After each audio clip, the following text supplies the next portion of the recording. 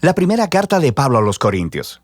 Escrita a la comunidad de una iglesia que Pablo conocía bastante bien. Corinto era una importante ciudad portuaria en el mundo antiguo y tenía muchos templos para los dioses griegos y romanos. Era un gran centro económico, así que Pablo fue ahí estratégicamente como misionero.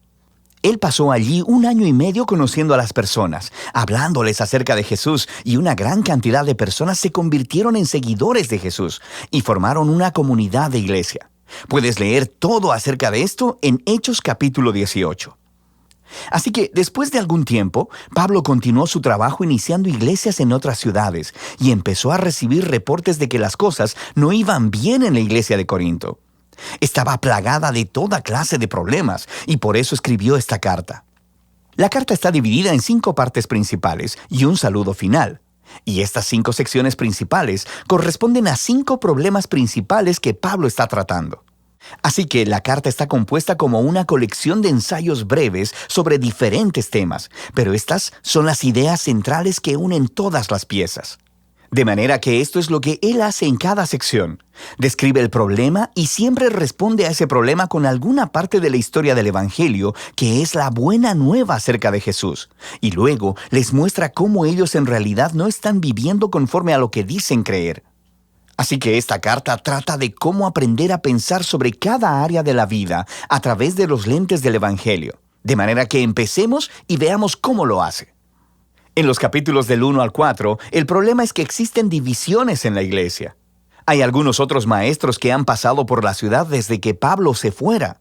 Un hombre llamado Apolos, luego Pedro, los miembros habían elegido a sus maestros favoritos y se habían convertido en fanáticos alrededor de esos líderes, empezando a hablar mal y a faltarle el respeto a los hermanos que favorecían a otro líder o maestro. Así que la respuesta de Pablo a esto es un poco sarcástica y aguda. Él les dice, ustedes deben estar bromeando. La iglesia no es un concurso de popularidad. La iglesia es la comunidad de personas que están centradas en Jesús. Sus líderes y maestros son simplemente siervos de Jesús. Así que, aunque puedes preferir a un líder más que a otro, no vale la pena que se dividan por ello, y con menos razón que hablen mal los unos de los otros. El centro de la iglesia es Jesús, las buenas nuevas sobre quién es Él y sobre lo que Él ha hecho. En los capítulos del 5 al 7, Pablo trata con un problema relacionado al sexo. Había varias personas acostándose con otros en la iglesia. Un hombre con su madrastra y otros todavía adoraban a los dioses griegos en los templos locales, acostándose con las prostitutas que trabajaban ahí. Y no solo eso, sino que había personas en la iglesia que decían que eso estaba bien. Ellos decían, «Hey, somos libres en Cristo, la gracia de Dios no tiene fin», ¿cierto? Entonces, no hay problema. Y Pablo dice que sí hay problema. Y con el Evangelio en la mano, les muestra qué tan equivocada está esa forma de pensar. Él les dice, recuerden que primero que nada, Jesús murió por sus pecados, incluyendo la ruina de las relaciones rotas causadas por la inmoralidad sexual. Así que, si eres cristiano, la integridad sexual es una de las principales formas en las que respondemos al amor y a la gracia de Jesús. Pablo también les recuerda que así como Jesús fue físicamente levantado de entre los muertos, nuestros cuerpos también lo serán. Lo que esto significa es que si tu cuerpo está siendo redimido por Jesús, tanto ahora como en el futuro, lo que haces con tu cuerpo sí importa. Importa mucho. Y tu cuerpo no es tuyo para que hagas con él lo que quieras. Pablo está siendo muy claro. Ser un seguidor de Jesús involucra no comprometer tu integridad sexual. En los capítulos del 8 al 10, el problema es sobre la comida. Pero no solo acerca de preferencias sobre la comida, como por ejemplo, ¿te gustan o no te gustan ciertos alimentos? El problema era que los corintios estaban divididos sobre el significado de la carne que procedía de animales sacrificados en los templos locales a los dioses griegos y romanos. Y había una división entre los cristianos judíos y los no judíos sobre cómo responder a este problema. Y una vez más, Pablo apela a algunas de las ideas centrales del Evangelio. Él dice que, antes que nada, nuestra lealtad es a Jesús como Señor y no a otros dioses. Así que, si estás en una situación en la que hay carne que ha sido dedicada a otros dioses y hay personas alrededor que podrían verte y concluir pensando, «Oh, mira a los cristianos, adoran a Jesús y también pueden adorar a otros dioses», Pablo dice que si esa es la situación, no comas la carne. Tu lealtad es a Jesús. Deberías amar a esas personas más que a ti mismo y no confundirlos. Pero Pablo rápidamente complementa esta idea y dice, escuchen, como cristianos creemos que Dios es el creador de todas las cosas, incluyendo ese animal. Y creemos que los ídolos del templo son solo pedazos de madera y de piedra. Así que, si no hay nadie alrededor tuyo que malinterprete tus acciones y tienes hambre, come. Como nueva persona en Cristo, eres libre de seguir tu conciencia en estas situaciones debatibles. ¿Qué hace que esté bien comer en una situación y no en la otra? El principio central es el amor. El amor se negará a sí mismo y buscará el bien de los demás. Y el amor de Dios está en el centro del Evangelio. Amor es lo que Jesús hizo cuando murió por nosotros. Así que Pablo dice que eso es lo que los cristianos deben hacer por otras personas. En los capítulos del 11 al 14, Pablo continúa y ahora lidia con los problemas en la reunión semanal de adoración. Había algunas personas que estaban teniendo experiencias espirituales muy poderosas en la reunión. Así que empezarían a hablar en lenguas desconocidas en voz alta. Había otras personas que empezaban a compartir una enseñanza o una palabra del Señor, y luego alguien se pondría de pie y los interrumpiría porque también querían compartir algo. Y todo era muy caótico. Se estaba distrayendo a las personas, especialmente a los visitantes, de escuchar el Evangelio. Especialmente a los visitantes.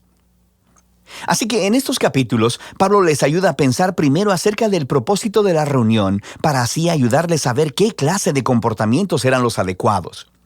Les dice que la reunión es un lugar donde el Espíritu de Dios debe obrar a través de todos, y esto debe suceder de forma unificada. De manera que desarrolla la genial metáfora sobre la iglesia como un cuerpo humano. El cuerpo es uno solo, pero tiene todas estas diferentes partes y cada parte cumple un rol único e importante. Así que empieza a nombrar una variedad de cosas que el Espíritu hace a través de las diferentes personas, todo para edificación de la iglesia. Esta es una frase clave en estos capítulos. Y Pablo concluye que lo más importante en una reunión debe ser un concepto central del Evangelio, el amor de Dios.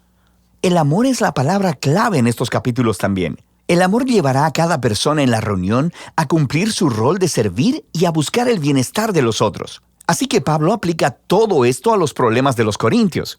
Algunas personas piensan que el propósito de la reunión en la iglesia es tener experiencias espirituales intensas o tener la oportunidad de decir lo que piensan. Y Pablo dice, escuchen, a mí me encantan las experiencias poderosas de oración, pero si distraen a otras personas o las espantan, yo debería detenerme porque me estoy amando más a mí mismo que a esas personas. La reunión centrada en Jesús debería ser ordenada para que todos puedan aprender, cantar, adorar y escuchar a Dios cuando les hable. El último problema que Pablo aborda es el asunto de la resurrección y de la esperanza futura para los seguidores de Jesús. Había algunas personas en la iglesia que estaban diciendo que la idea de la resurrección es ridícula y no es realmente importante para los cristianos. Y Pablo reacciona fuertemente acerca de esto. Él comienza diciendo que la resurrección es una parte indispensable del Evangelio.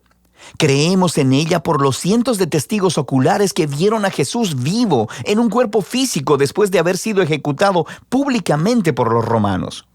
Si Jesús no se levantó de los muertos, dice Pablo, entonces su muerte fue insignificante. Todos estamos todavía perdidos en nuestros pecados y egoísmos, y deberíamos simplemente dejar de ser cristianos. Luego, Pablo muestra en detalle cómo la resurrección fue la victoria de Jesús sobre la muerte y la maldad, y cómo es una fuente de vida y poder para nosotros ahora en el presente, y cómo es una promesa de esperanza futura para todo el mundo. Es debido a la resurrección que tenemos una razón para unirnos alrededor de Jesús. Es la razón por la que tenemos una motivación para la integridad sexual. Es la fuente de poder para amar a otras personas más que a nosotros mismos. Y al final de todo, es nuestra esperanza para la victoria sobre la muerte. Así que Pablo concluye, creemos que Jesús fue levantado de entre los muertos, lo que significa que el Evangelio no es solo consejos morales o una receta para la espiritualidad privada. Es un anuncio acerca de Jesús, quien abre una realidad completamente nueva. Y de eso se trata Primera de Corintios, ver cada parte de la vida a través de los lentes del Evangelio.